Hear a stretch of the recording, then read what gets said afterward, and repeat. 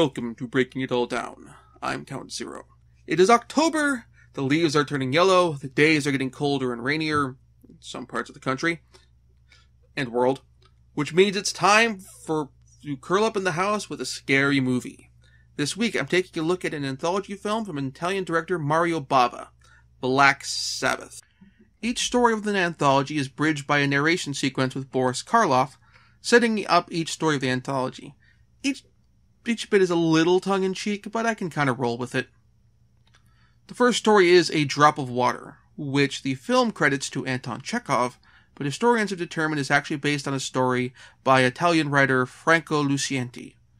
The story follows a nurse who has been hired to prep the body of a medium before burial.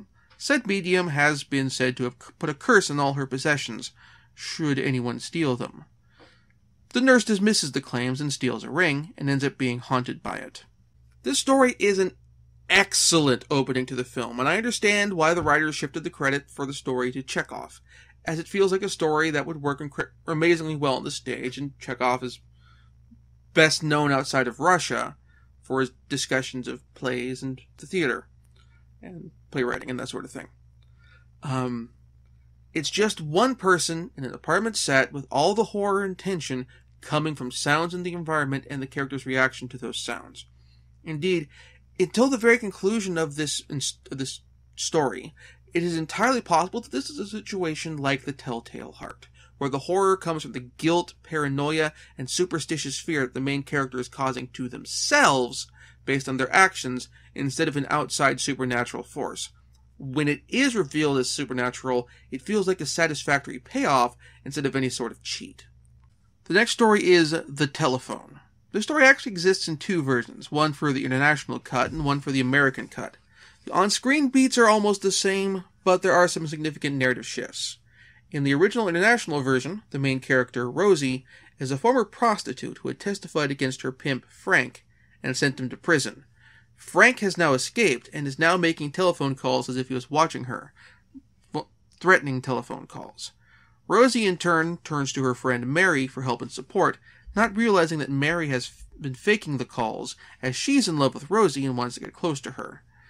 As Mary writes a note to Rosie confessing her deceit, Frank breaks into Rosie's apartment, kills Mary, and is in turn killed by Rosie. In the American cut, the homosexual text, along with plot elements related to Rosie being a sex worker, are cut from the film entirely. Instead, Frank is the ghost of an abusive past boyfriend of Rosie, who is haunting her through phantom telephone calls and mysterious self-writing notes. Mary believes that Rosie is insane before the story's conclusion, and writes a note to that effect as opposed to confessing that she staged a large portion of this. I actually prefer the international version more. The depiction of homosexuality is certainly problematic, but because the supernatural elements in the American cut are introduced after the fact, they are not integrated into the story well. That said, this could certainly work as a supernatural threat, and had it been planned out that way in the first place, it would have worked wonderfully. I actually like the idea of a ghost haunting the telephone, and having that ghost making menacing calls is certainly something that could work incredibly well. And that part is probably one of the best parts of the shift for the American cut. The rest of it kind of stumbles on its way. The final part of the anthology is Le Ver de Lac. This is a vampire story from Russia, which is credited to Alexei Tolstoy. The story follows Vladimir Duf, whose last name I've probably mangled, who I'm just going to call Vlad for the sake of brevity and me not humiliating myself with a hard-to-pronounce name. Vlad finds a decapitated corpse with a knife in it.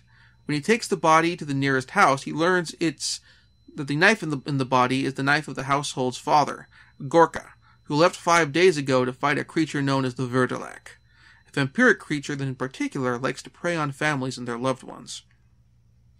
Gorka warned them that if he returned after 5 days, it means that the Ver de Lac turned him into another of its kind, and to kill him before he preys on them.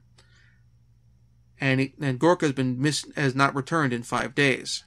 The following day, day 6, Gorka returns, and is acting slightly off, and the family must decide whether to kill their patriarch or not. This is a very strong conclusion to the film. story is incredibly well paced, and while it's more transparently supernatural, the tension and suspense of the story is very personal. A member of your immediate family appears to have become a monster that's going to try and kill you.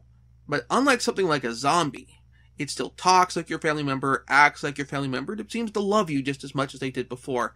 Yet something is off, something dangerous, threatening. Which do you choose? Do you kill them before they kill you, or you think they'll kill you, or do you trust them and hope that your fears are all misplaced? And even if they do make it clear that they are the monster that you feared they were, can you still destroy that person? Are the elements where they appear to love you and care about you, all the elements of the old person, is that just a facade they're putting up to deceive you, or is that actually there?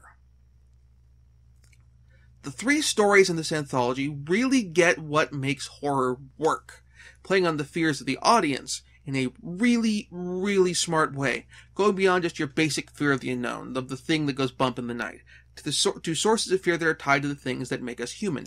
Our fear of having our trust betrayed, our similar fear of being placed in a situation where we either have to betray or not betray someone, or should that situation come, the doubts over whether we made the right call. Or, for that matter, the guilt that racks us that when we know that we've done something that we know is wrong, or even on a related note, our fear of the consequences for doing the right thing. That, yes, we called out this person who did something wrong, but at what cost? Or will turning on a friend who's racist, for example, lead to our social ostracism? So, do we do that? Do we tolerate the ill behavior of the family member, of the creepy uncle, or the hypothetical creepy uncle, or the hypothetical racist grandpa? That sort of thing. This film and the three stories in it takes those fears and externalizes them and manifests them into a perceivable, albeit supernatural form, which makes it work. If you've never seen this film before, I strongly recommend you check it out on Netflix or Amazon Prime, or pick this up on Blu-ray. There are actually two versions of it out, I believe both through Kino. One has just the Italian cut, bare bones, no special features, subtitles. The other version has the American cut, with some special features in terms of trailers for other movies and audio commentary. Thank you very much for watching. If you enjoyed the show, please like the video and subscribe to my channel. And if you really like it, please feel free to toss a few bucks my way on my Patreon page, as seen on the show notes below or up here above the video on my YouTube page. For $5 a month, you get mentioned in the credits. For more than that, you can request future works like this one to be reviewed. If you'd rather not do a recurring thing and just do a one-time charge, there is also over here on this side of the video, on my YouTube channel page, a tip jar link. Toss a few bucks my way. There's a PayPal link up here as well if you want to go that route. Whatever you prefer. Thank you very much for watching. Next time, I have another little work of horror in store for you, which I think you will all appreciate. I'll see you next time.